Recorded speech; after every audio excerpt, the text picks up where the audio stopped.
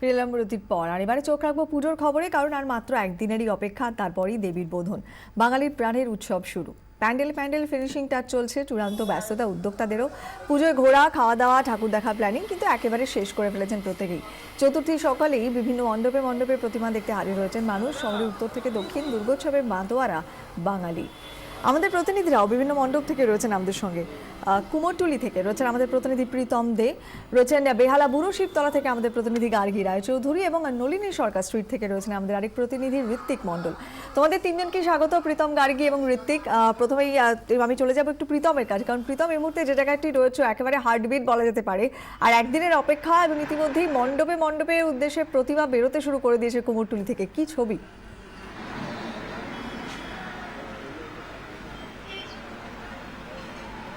কোয়েল, আপাতত যেটা বলা যায় যে আজকের দিনে চতুর্থী, আজকের দিনে কুমোরটুলি নয়, এটা হচ্ছে কৈলাস, যেখান থেকে বাপের বাড়িতে যাত্রা করছেন দেবী দুর্গা। আপাতত যা ছবি, বাড়ির দেবী দুর্গারা তারাই যাত্রা শুরু করছেন, এবং ভোরবেলা থেকে আজ সারাদিন চলবে সে যাত্রা। এখানে এই রাস্তায় পরের পর দেবী দুর্গাকে নিয়ে যাওয়ার যে 4 চাকার বাহন চলে এসেছেন। আমার পিছনে বাড়ির দুর্গা রয়েছেন, এবং আমার সঙ্গে যিনি রয়েছেন, যে মানুষটি রয়েছেন, তিনি সংস্কৃত বিষয়ের অধ্যাপক ভট্টাচার্য, মিস্টার ভট্টাচার্য, অয়ন ভট্টাচার্য বাড়ির এই প্রতিমা। তার সঙ্গে তার ছাত্ররা রয়েছে সঙ্গে।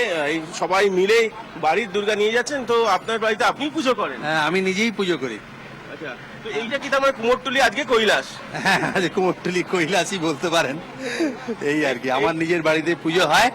আমি ওয়েস্ট বেঙ্গল স্টেট ইউনিভার্সিটির professor of Sanskrit, head of the department, এবং আমাদের বৃহন্নন্দিকেশ্বর পুরাণ মতে পুজো হয়। আমি নিজেই পুজো করি।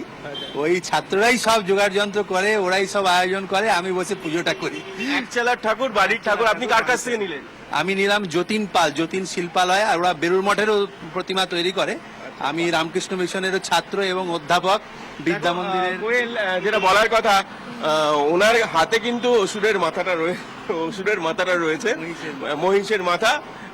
ভট্টাচার্য বাবু মহিষের মাথার দায়িত্ব নিয়েছেন, আর তার ছাত্ররা সব তুলেছেন গাড়িতে। আপাতত এই কৈলাস মানে কুমোরটুলি, ভুল হয়ে যাচ্ছে বারবার, সেই কুমোরটুলি থেকে সন্তোষপুরের দিকে যাত্রা করবে এই বাড়ির প্রতিমা। কোয়েল, একবার এই প্রীতম আমাদের সঙ্গে থাকো, তোমার কাছে ফিরবো। চলে যাবো এবারে উত্তর কলকাতার নলিনী সরকার স্ট্রিটে। আমাদের প্রতিনিধি ঋত্বিক মণ্ডল আমাদের সঙ্গে রয়েছেন। ঋত্বিক, ইতিমধ্যেই প্রীতম যেটা দেখালো, কৈলাস থেকে, বাপের বাড়ি থেকে, এবার শিবের কাছ থেকে সুমা এবারে বাপের বাড়ির পথে।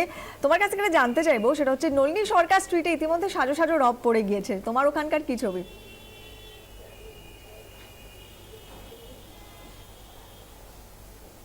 দেখো প্রীতম, যেরকম দেখাচ্ছিল যে কৈলাস হয়েছে কুমোরটুলি, কিন্তু নলিন সরকার স্ট্রিট কিন্তু বরাবরই থিমের পুজো করে। আর এবারে আমি অন্তত এখানে দাঁড়িয়ে রয়েছে, আমার মনে হচ্ছে আমি একটা মেক্সিকোর গ্রামে এসেছি, কারণ এবারে ওরা একটা অভিনব কাজ নিয়ে এসেছে।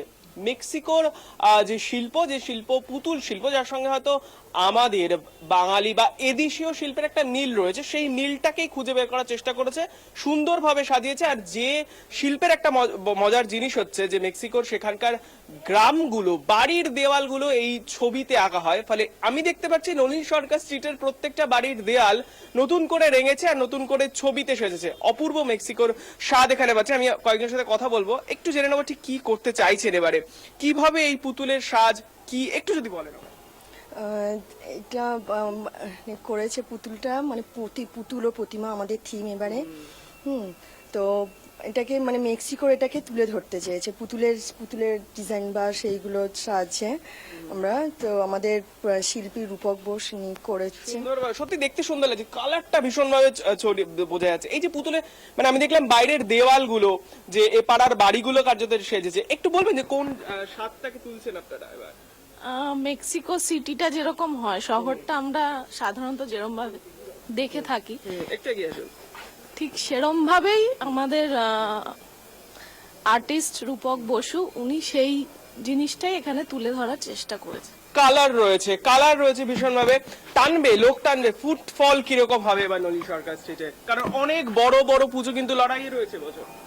আমরা তো আশাবাদী, তার কারণ কি, বিগত 15-16 বছর ধরে যে ধরনের পুজো করছি, সেই পুজোতে ইতিমধ্যে নলিন সরকার স্ট্রিটের একটা নাম হয়েছে।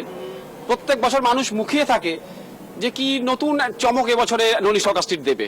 ঠিক এবছরেও তাই মেক্সিকোর ওয়াক্সাকা প্রদেশের এই যে বিশেষ আর্টটা, বিশেষ যে পুতুলগুলো এবং তার সঙ্গে সামঞ্জস্যপূর্ণ করে তাদের যে লোক শিল্প, এই সমস্ত বাঁশ দিয়ে আর এই কাঠকে উড কার্ভিং করে এই যে মূর্তিগুলো আমরা তৈরি করে। বুঝতে পেরেছি। আমি যে উনি যে ওয়াক্সাকা শিল্পর কথা বলেন, আমি জাস্ট একবার শেষ নজর দিয়ে আমি স্টুডিও ফিরিয়ে দেবো। এই হচ্ছে সেই শিল্পের কাজ, পুতুল সেজেছে, কিন্তু দেখে কোথায় যেন মনে হচ্ছে আমাদের সেই ভারতীয় সংস্কৃতির সঙ্গে একটা পুতুলগুলোর যেটা ওয়াক্সাকা শিল্প নামে মেক্সিকোর গ্রামে গ্রামে চেনা পরিচিত, যেভাবে রেঙে রয়েছে মেক্সিকোর গ্রামগুলো, সেই এক টুকরো মেক্সিকোর গ্রামগুলোকে তুলে এনেছে এই উত্তর কলকাতার নলিন সরকার স্ট্রিটে। একদমই ঋত্বিক, একেবারেই তাই। প্রত্যেক বছর কিছু না কিছু নতুন চমক নলিনী সরকার স্ট্রিট দিয়ে থাকেন দর্শকদের। এবারও নতুন চমক দেখতেই পাচ্ছি আমরা।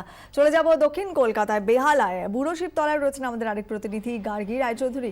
গার্গী, নলিনী সরকার স্ট্রিটে আমরা এক টুকরো মেক্সিকোর ছবি দেখলাম, তোমার ওখানকার কি প্রস্তুতি, কি ছবি?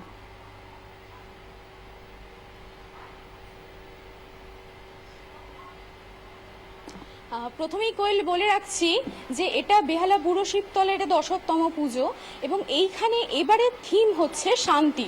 অর্থাৎ সারা বিশ্ব জুড়ে এই যে দেশ হানাহানি, এই সব কিছু থেকে বাইরে বেরিয়ে একটা শান্তির আগমনী হিসাবে এইবার হাজির করতে চলেছে বেহালা বুড়ো শিবতলা। আমি এখানকার প্রধান উদ্যোক্তা রবীন মণ্ডলের কাছে জেনে নেব থিমের সম্পর্কে কিছু। এসে জেনে নেওয়া যাক। আপনি বলুন কিভাবে এবারে থিমটাকে আপনারা বেছে নিলেন? অ্যাকচুয়াল দেখুন, পৃথিবীতে আজকের কান পাতলেই গুলির শব্দ শুনতে পাওয়া যাচ্ছে এবং বাতাসের মধ্যে বারুদের গন্ধ ভরে যাচ্ছে।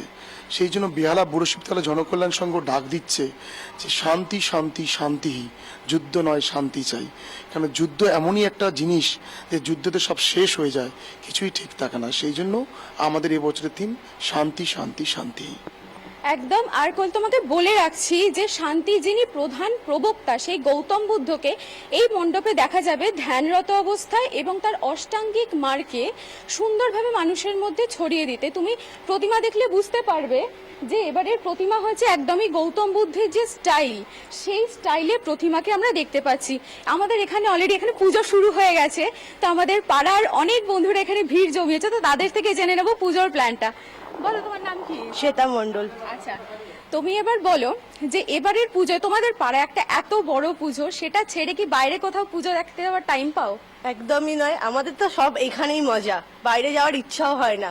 সমস্ত মজা আমরা এখানেই করিনি, আড্ডা, খাওয়া দাওয়া, সবাই মিলে ভলেন্টিয়ারি। পাড়া ছেড়ে বেরোতে মোটেই ইচ্ছে করে না, এত সুন্দর পুজো যেখানে হয়। তোমাকে আর ঋত্বিক এবং প্রীতম, তোমাদের তিনজনকে আপাতত অনেক ধন্যবাদ।